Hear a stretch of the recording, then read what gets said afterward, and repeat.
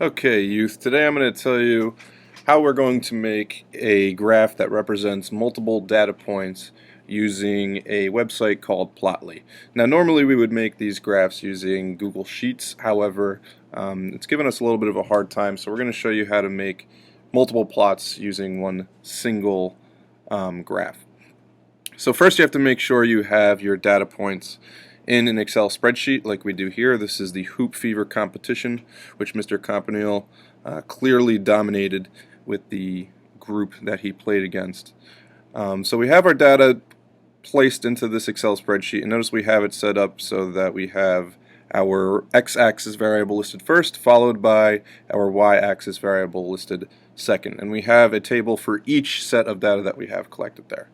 So all we're going to do is we're going to go into Plotly, and the first thing you want to do, once again, is make sure you have a user account set up. You can simply do so by logging in with your Google credentials. Once you do so, just click on New Project. Did you know you can make graphs in Plotly with code in Python? I bet you didn't. So once that is ready to go, since we already have our data collected and we're not going to do anything with giraffes, orangutans, or monkeys, all we're going to do is import from Google Drive.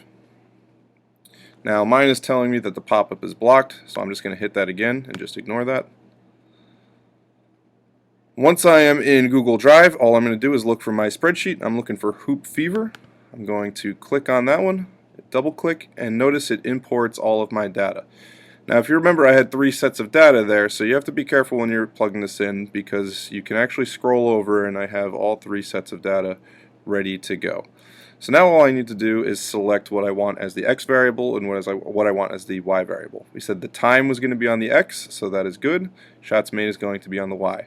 Now we're going to make that the same thing for each other data table.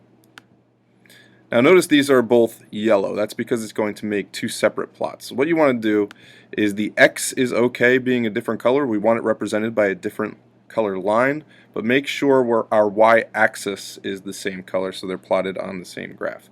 So I'm going to do that. Miss Mertens is going to be in gold. I'm going to be in blue.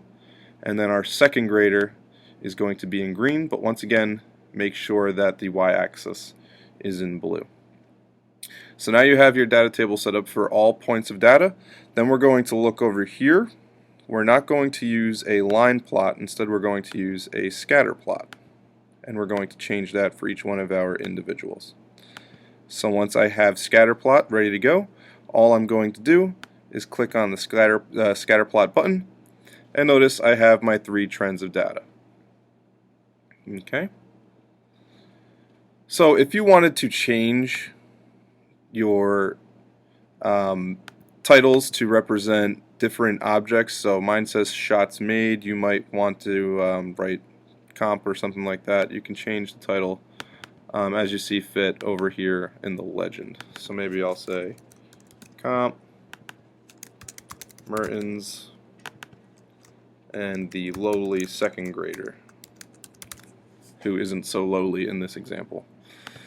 Now the very first thing we're going to want to make sure we do is we have our title, which is pretty straightforward. We have shots made versus time.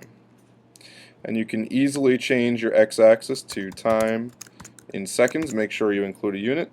And your y-axis to shots made, which wouldn't have a unit, it's just a measurement of the amount of shots that were made.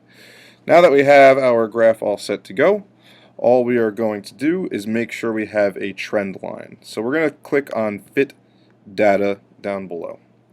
And all I need to do is make sure I have the proper trace selected, and I'm going to add a fit to this trace. You do not have to choose actually you do have to choose a predefined function. Since we're experiencing a pretty linear pattern, all you are going to do is make sure it's set to linear, and then run this fit.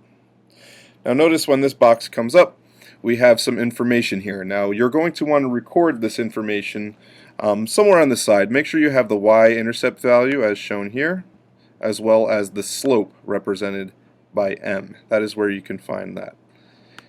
If you kind of lose track of where that is found and you close out of this, all you want to do is you could just go to View, Edit, and that'll be right there for you. Now that gives me a fit for comp. I want to make sure I do the same for the other two contestants as well. Notice I have a different slope, but I do have the same y-intercept there. Okay. And then for the second grader, once again, now we have our fit ready to go. With all of that recorded, all you need to do is click on Fit Data. That gets rid of that image, and you have a graph that is ready to go. Once your graph is all set to go, all you need to do is make sure you download it, and if you want to do so, you can just click on the camera in the top right corner, or just hit the export button over here, and you want to save that file. Another thing you can do is simply take a screenshot on your Chromebook. Once you have that, you are just going to go into the document that you want to place it in, go to Insert, click on Image, and then upload the file that you just downloaded. And there we have that graph that I made in Plotly. Thanks for watching. I hope this was helpful.